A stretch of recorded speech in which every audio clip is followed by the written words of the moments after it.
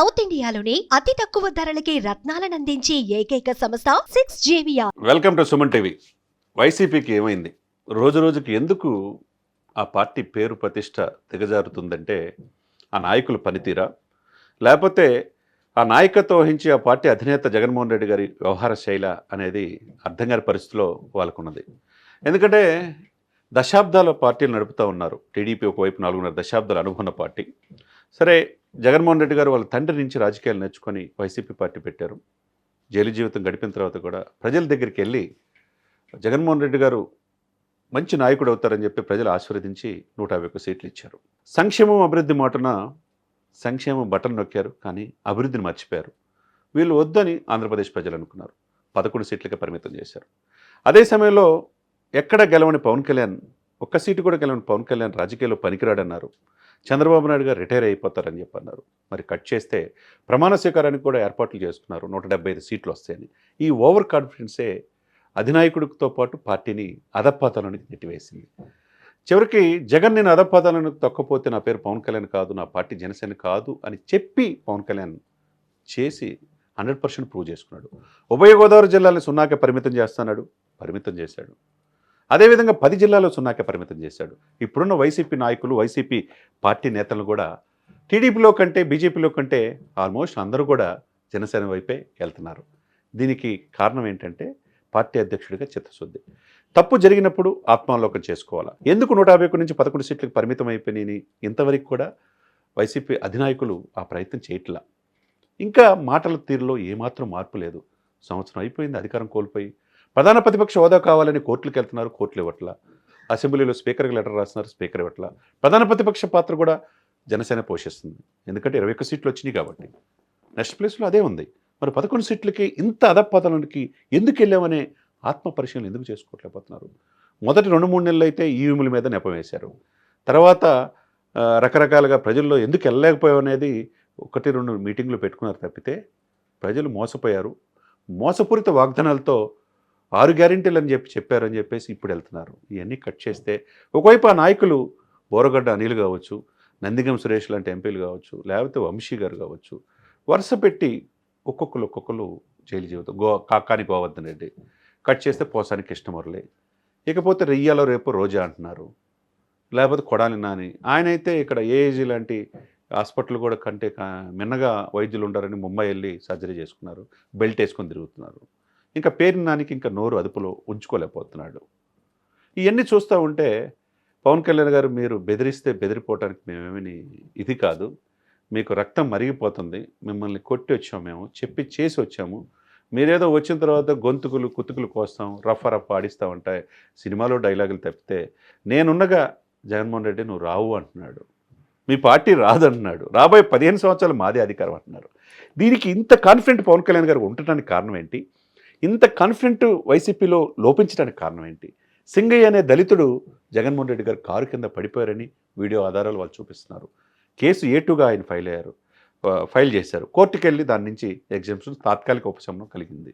ఇంత పరిణామాలు ఎందుకు చేస్తున్నారు? పర్మిషన్ ఇస్తుంది 10 వెహికల్స్ అయితే ఆర్బాటాలతో 100 వెహికల్స్తో వెళ్తున్నారు. మీకు 39.5% ఓటు బ్యాంక్ ఉంది. ఆ విధంగా దళితులు బీసీలను హక్కును చేర్చుకుంటున్నారా? జరిగిన తప్పుని మీరు రెక్టిఫై చేసుకునే ప్రయత్నం చేస్తున్నారంటే ఏ కోశాన్ని కూడా వైసీపీకి ఆ ప్రయత్నం, ఆ ఆలోచన కనపట్ల. ఎందుకంటే ఎన్నో పార్టీలు వస్తుంటాయి, పోతుంటాయి. దశాబ్దాలు పార్టీ 1884 డిసెంబర్ 28 ఏవో హ్యూమ్ అనే వ్యక్తి కాంగ్రెస్ పార్టీని స్థాపించారు, WC బెనర్జీ. అటువంటి కాంగ్రెస్ పార్టీని తర్వాత రాజీవ్ గాంధీ గారు, ఇందిరాగాంధీ గారు చాలా కాలం తీసుకెళ్లారు. కానీ ఆ తర్వాత వచ్చిన జనరేషన్ సోనియా గాంధీ, ఆ తర్వాత రాహుల్ గాంధీ గారు తీసుకెళ్ళలేకపోతున్నారు. అది పార్టీల యొక్క ఇది. ప్రజల్లో 11 సంవత్సరాల నుంచి బీజేపీ ఉంటుంది. 2 ఎంపీ సీట్ల నుంచి ఈరోజు 350 సీట్ల దాకా వెళ్ళిందంటే మోదీ గారి వాళ్ళు సక్సెస్ రేట్లు ఆ విధంగా వెళ్తున్నారు. మరి వైసీపీ 25 సంవత్సరాలు చేస్తాం రాజకీయాలు, రాజశేఖర రెడ్డి గారి ఫోటో పక్కన నా ఫోటో పెట్టుకోవాలని చెప్పి వచ్చిన జగన్మోహన్ రెడ్డి గారి యొక్క యాటిట్యూడ్ పాయింట్ ఆఫ్ ఎందుకు చేంజ్ కావట్లేదు అనేది సాక్షాత్తు వాళ్ళ యొక్క అంతర్మదం, అంతరంగంగా. ఆయనతో పాటు ఉండి 33 కేసుల్లో, ఈడీ కేసుల్లో ఉండి ఉన్న A2 విజయసాయిరెడ్డి కూడా నేను జగన్మోహన్ రెడ్డి గారి దగ్గర ఉండలేనని బయటకు వచ్చేసాడు.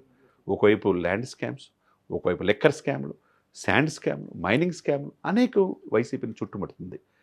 ఇన్నిటి కారణం ఏంటి అనేది ఆత్మపరిశీలన చేసుకుంటే వయసులో చాలా చిన్నోడే.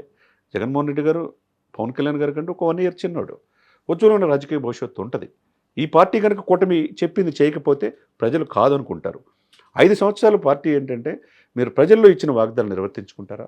ఆ విధంగా మీరు గ్రాఫ్ పెరిగిందా లేదని ప్రజలు చూస్తుంటారు. నువ్వు ఎన్ని పథకాలు ఇచ్చినా, ఎన్ని సంక్షేమం బటన్ నొక్కినా ప్రజలకు కావాల్సింది ఏంటి అనేది బేసిక్ నీడ్స్ ఇస్తున్నారా లేదా అనేది చూస్తారు.